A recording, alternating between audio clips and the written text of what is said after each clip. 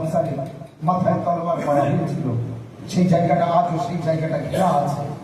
কারণ প্রতিটা মানুষ ওখানে যে পড়তো আর করতো না, এইভাবে কান্নাকাটি করতো, তাই জায়গাটা ঘিরে দিয়েছে। যে যা জিয়ারত করবে ওর বাইরে থেকে ওই জায়গায় যাতে কেউ না যেতে পারে। কিন্তু 19 রমজান আজও ফজরের আজানের অপেক্ষা করে মানুষ। এবারও করেছে, দিচ্ছে সব। ফজরের আজান যেই নাকি শুরু হবে, আল্লাহু আকবার, ওই যে শব্দ, সাথে সাথে আলো নিভে যাবে আর একটি কান্নার আওয়াজ উঠবে। মনে হবে যেন পুরো নাজাফ কাঁদছে, কুফাবাসী না, পুরো কুফা না, পুরো নাজাফ না, মনে করতে হবে যেন পুরো ইরাক কাঁদছে। মাওলা আলী আলাইহিস সালামের শাহাদাত এমন ভাবে আমিরুল মুমিনিন, তিনি কোনো মানুষের ক্ষতি করেন, তিনি মানুষের উপকারে এসেছেন, তিনি মানুষকে সাহায্য করেছেন। কিন্তু মাওলা আলী আলাইহিস সালামের সেই 19 রমজানে ঘর থেকে বার হয়েছিলেন, মেয়েদের কাছ থেকে আলবিদা করেছিলেন। একটা বাপ যখন মেয়েদের কাছ থেকে আলবিদা করে, আপনি শুনেছেন, আপনি জানেন, কারবালায় ইমাম হুসাইন আলাইহিস সালাম যখন সাকিনার থেকে আলবিদা করছিলেন, যখন জনাবে সাকিনার থেকে ইমাম হুসাইন আলাইহিস সালাম আখেরি বিদায় দিচ্ছিলেন, কি হাল হয়েছিল। কখনো বুকে ওঠে, কখনো হাত ধরে, কখনো পা ধরে, কিন্তু যখন দুলদুলের পিঠে সাওয়ার হয় তো দুলদুলের পা জড়িয়ে ধরে। এই তো মেয়ে আর বাপের পরিচয়। যখন যায়নাব কুলসুমের কাছ থেকে মাওলা আলী বিদায় নিচ্ছিলেন, ফজরের নামাজ পড়তে যাচ্ছিলেন, আলবিদা করছিলেন, কিভাবে বিদায় দিয়েছিলেন বিদেশে মেয়েরা তারা জানে। কিন্তু মাওলা আলী আলাইহিস সালাম বলে গিয়েছিলেন, খবরদার তোমরা কেঁদো না। যেই নাকি সেজদা সম্পূর্ণ করতে দিল না, দ্বিতীয় সেজদায় যাবেন মাওলা আলী আলাইহিস সালাম, আর হাতক ইবনে মুলজিম বিষাক্ত তলোয়ার, 1000 দিরহাম দিয়ে যে তলোয়ারটা কিনেছিল, আর 1000 দিরহামের বিষ কিনে সেই বিষে বুড়িয়ে বুড়িয়ে তলোয়ারকে বিষাক্ত করেছিল। সেই বিষাক্ত তলোয়ার দিয়ে যখন মাওলা আলীর পিছন থেকে মাথায় মারে,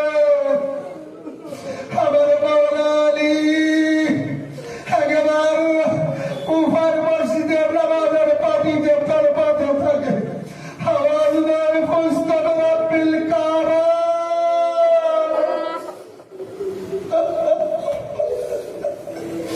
কাবা রবের কসম, আলী কামিয়াব হয়েছে। জিবরাইল খবর দিলেন আলী শহীদ হয়ে গেছে। যায়নাব কুলসুম আওয়াজ দিলেন, ভাইয়া তাড়াতাড়ি যাও, কুফার মসজিদে কিছু একটা হয়েছে। যে দেখলেন আলী আলাইহিস সালামকে ধরে কিছু মানুষ ধরে বসে আছে। মাওলা আলী আলাইহিস সালাম বললেন, কে হাসান, আমাকে ধরে বসিয়ে রাখো, বাকি নামাজ সম্পূর্ণ করিয়ে দাও। মাওলা আলী আলাইহিস সালামকে ধরে বসিয়ে রাখলে এভাবে হাসান আলাইহিস সালাম নামাজে জামাত সম্পূর্ণ করলে। মাওলা আলী সেই নামাজের মধ্যে কতবার, একবার ডাইনে পড়ে যাচ্ছে, একবার বাঁয়ে পড়ে যাচ্ছে, নামাজ সম্পূর্ণ করছে। আমি বলবো মাওলা আলী, আপনার আঘাত লাগার পরে, জখমি হওয়ার পরে আপনি বসে নামাজ আদায় করছে, এ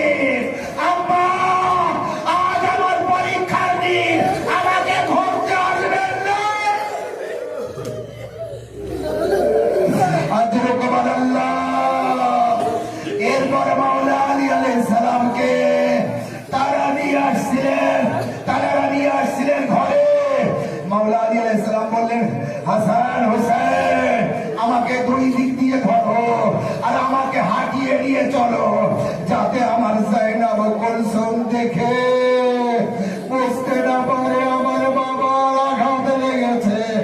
মাওলা আলী হেঁটে হেঁটে আসছিলেন, এক দু পা হাঁটার পরে বলছেন, না আমি পারছি না, পড়ে যাচ্ছে।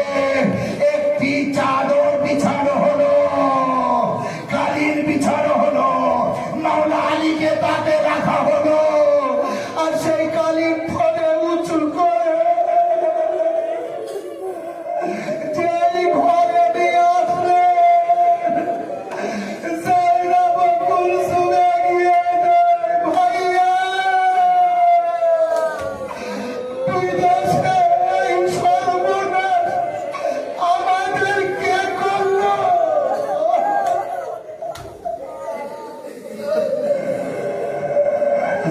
আতুরকু আল্লাহ, এই সর্বনাশ আমাদের কে করলো?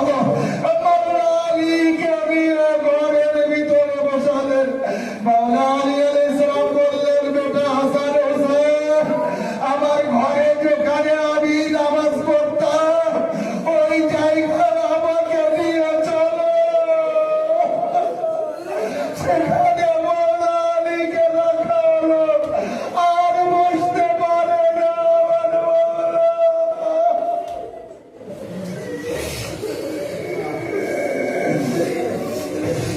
ইন্না লিল্লাহি ওয়া ইন্না ইলাইহি রাজিউন।